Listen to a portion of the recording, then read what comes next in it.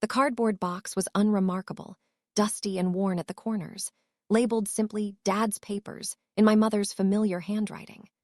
I found it while clearing out the attic of my childhood home, 3 weeks after his funeral. The late afternoon sun streamed through the small window, dust motes dancing in its beam, as I lifted the lid with hands that trembled slightly. Though whether from emotion or the physical strain of spending hours sorting through decades of accumulated memories, I couldn't say. I wasn't prepared for what I found inside. Hundreds of envelopes, yellowed with age, each one addressed to me in my father's distinctive script. Some were crisp and new, dating from just months ago. Others were so old the paper had grown brittle, threatening to crumble at my touch. All of them were unopened. The first letter I picked up was dated June 15th, 1993, my 8th birthday. I sank down onto an old trunk, my knees suddenly weak. With trembling fingers, I carefully opened the envelope, trying not to tear the fragile paper. My dearest Sarah, today you turned 8 years old. We had that party you wanted so badly at the roller skating rink, and you fell 3 times but got right back up each time with that determined look I love so much. You wouldn't let me help you up.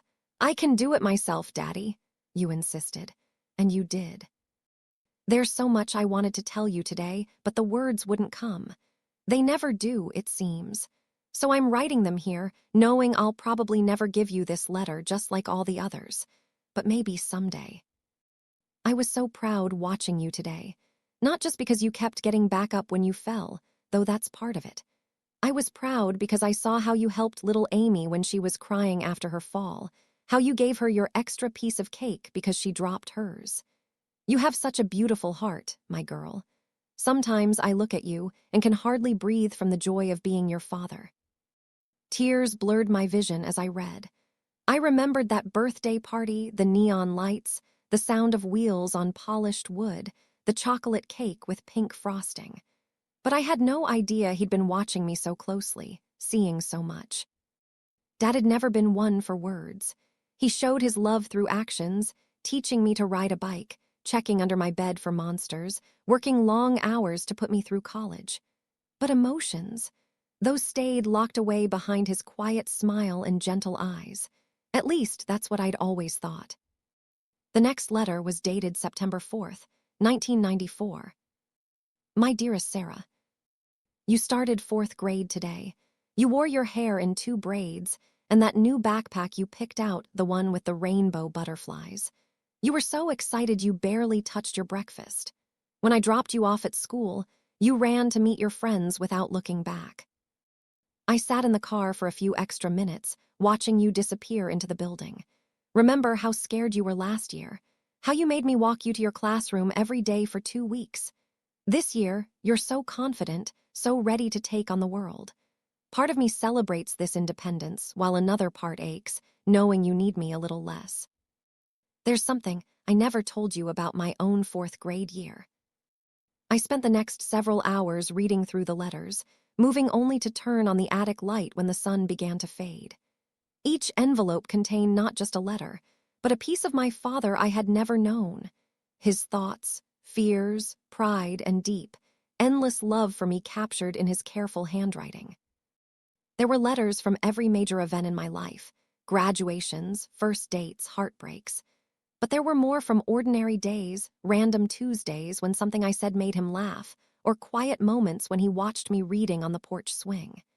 He wrote about his own childhood, stories he'd never shared in person. He confessed his fears about being a good father, his regrets about working too much, his joy in watching me grow. A letter from my wedding day, 7 years ago, made me sob. My dearest Sarah, today I walked you down the aisle. You were more beautiful than I've ever seen you, but what struck me most was your smile, so bright, so sure. When you were little, you used to practice your princess wave in front of the mirror, dreaming of your wedding day.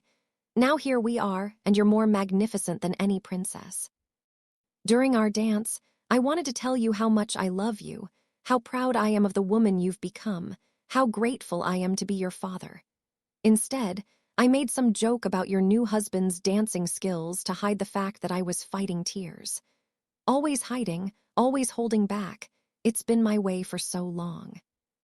The truth is, I've never been good with words, at least not spoken ones. They get tangled somewhere between my heart and my mouth, but I need you to know. My father's words flowed more freely on paper than they ever had in person. Reading these letters was like having conversations we'd never had, hearing all the things he'd never said. Each envelope contained pieces of his heart, carefully preserved but never shared. Some letters made me laugh through my tears. He wrote about the time I tried to cut my own hair at age 6. You looked like you'd been attacked by angry scissors, but you were so proud of your new style. And the summer I decided to start a neighborhood detective agency. You charged people 5 cents to find their missing socks, and actually found quite a few. Others broke my heart. He wrote about watching me struggle with middle school bullies, wanting desperately to fix everything, but knowing he had to let me fight my own battles. He described his fear when I had my first asthma attack at age 12, how he sat by my hospital bed all night, counting my breaths. A letter from my college years caught my attention. My dearest Sarah, you called today, excited about your new research project. I confess I didn't understand half the scientific terms you used, but your passion came through so clearly. You remind me of your grandmother. She had that same fire when she talked about her work. I never told you much about her, did I? Another failure of words. She was a research scientist, too, back when women weren't supposed to be interested in such things. She used to say that curiosity was the best gift we could give the world. When I see you now, following your own curiosity, asking questions nobody else thinks to ask, I know she would have been so proud of you, just as I am. Sometimes I wonder if I should have pushed you more toward an easier path. Science is hard, and research can be frustrating. But then I remember how your eyes light up when you talk about your experiments, how you bounce back from every setback with new determination, and I know you're exactly where you're meant to be. As I read through the years, I began to see patterns in his writing. The earlier letters were shorter, more hesitant, as if he was still learning how to express himself. As time went on, they grew longer, more reflective. He shared more of himself, his thoughts becoming deeper and more complex. But one thing remained constant throughout: his profound love for me, expressed in ways he never could in person.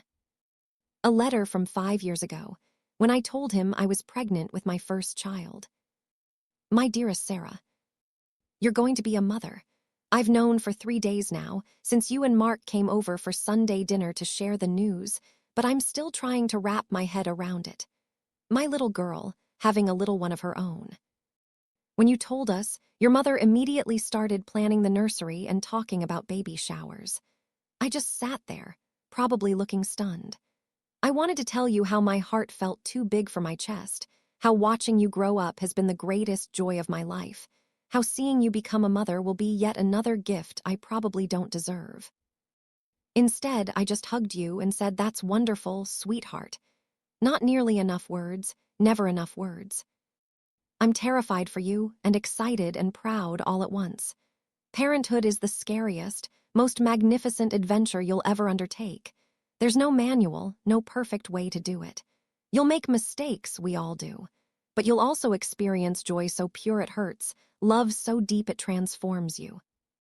Here's what I wish someone had told me when I was about to become a parent. The letter went on for pages, full of advice, memories, and encouragement. Reading it now, 3 years after my son was born, I recognized so much truth in his words. He'd known exactly what I would need to hear, yet he'd never given me the letter. Why? Why had he kept all these letters hidden away? The question gnawed at me as I continued reading. Then I found a letter dated just 2 months before his death. My dearest Sarah, the doctors say the cancer is spreading faster than they expected. I haven't told you or your mother yet. I will soon, I have to. But tonight, I'm sitting in my study, looking at this box of letters I've written to you over the years, and I'm wondering if I should finally give them to you. I started writing these letters because I could never find the right words when I was face to face with you. Everything I felt seemed too big, too important to risk saying wrong. So I wrote it down instead, telling myself that someday I'd find the perfect moment to share them with you. But the perfect moment never came. Or maybe it came many times, and I was too afraid to recognize it. Afraid that these letters would seem strange or overwhelming. Afraid that my inability to say these things in person made me a failure as a father. Afraid, always afraid. Now time is running out, and I'm still afraid. But for different reasons. I'm afraid these letters will hurt you, that you'll read them and feel sad about all the conversations we never had. I'm afraid you'll think I didn't trust you enough to share my thoughts and feelings. Most of all, I'm afraid that reading them after I'm gone will only add to your grief. Perhaps it's selfish of me to leave them for you to find. But I need you to know how much you were loved, how closely you were watched, how deeply you were understood, even if I couldn't always show it. By now, I was crying so hard I could barely see the words on the page. I remembered those last months with Dad, how quiet he'd become, how he'd sometimes look at me with such intensity, as if trying to memorize my face. Had he been thinking about these letters, about all the words left unsaid? The final letter was dated just a week before he died. My dearest Sarah, I don't have much strength for writing anymore, but there are a few last things I need to say. Thank you for these past few weeks, for sitting with me in the hospital, telling me stories about Jamie's latest adventures in preschool, for bringing me crossword puzzles even though we both know I'm terrible at them, for holding my hand and pretending not to notice when I cry from the pain. I know this is hard for you. I see how you try to be strong, how you save your tears for when you think I'm sleeping. You are so much braver than I ever was. Yesterday, you asked me if I was scared. I said no, trying to protect you as I always have. The truth is, I'm terrified. Not of dying, I've made my peace with that. I'm terrified of leaving you, of all the moments I'll miss, of all the words I still haven't said. But then I look at you, and I see everything good and strong and beautiful that I could have hoped to pass on to this world. You are my greatest achievement, my deepest joy, my eternal love. And somehow, despite all my shortcomings, all the words I couldn't say, you grew into this amazing woman who makes me proud every single day. I love you, my darling girl. I always have, and I always will. And if love survives beyond death, and I have to believe it does, then I will go on loving you forever. Your dad. I sat in the attic until long after dark, surrounded by 30 years of my father's love, poured out on paper but never shared.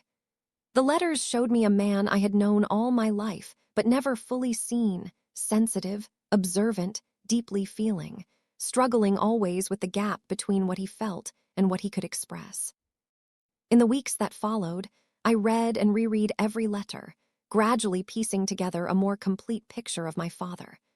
I learned about his own childhood struggles, his dreams for my future, his quiet observations of my life. I discovered that many of the moments I thought I'd experienced alone, he had been there, watching, understanding, loving me silently but completely. Some might find it sad that he never gave me these letters while he was alive. Sometimes I do feel a pang of regret for all the conversations we might have had. But mostly, I feel grateful.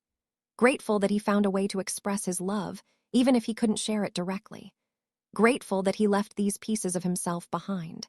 Grateful that I can still hear his voice in these pages, still learn new things about him, still feel the depth of his love. Now, when I miss him most, I come up to the attic and randomly select a letter. Sometimes I find myself laughing at a long-forgotten childhood adventure he described. Sometimes I cry at the tenderness of his words. Always, I feel closer to him. I've started writing letters to my own son, inspired by Dad's example. But I won't wait to share them. Dad's letters taught me that love shouldn't wait for the perfect moment, because the perfect moment is any moment when your heart is full and there are words to be said. Sometimes, when I'm writing to Jamie, I feel Dad's presence so strongly it's as if he's sitting beside me, smiling that quiet smile of his. And I understand now what he meant in his final letter: love does survive beyond death. It lives in memories, in stories, in letters both sent and unsent. It lives in the ways we choose to open our hearts to those we love, in the courage it takes to speak our truth, in the legacy we leave behind. Dad's letters are his legacy to me, not just the physical papers in their worn envelopes, but the lesson they teach about love's ability to transcend our limitations, our fears, even death itself. In the end, he found his voice through these letters, and in doing so, he gave me an unexpected gift: the chance to know not just the father I grew up with, but the man he truly was in all his complexity and depth. And that, perhaps, is the greatest love letter of all.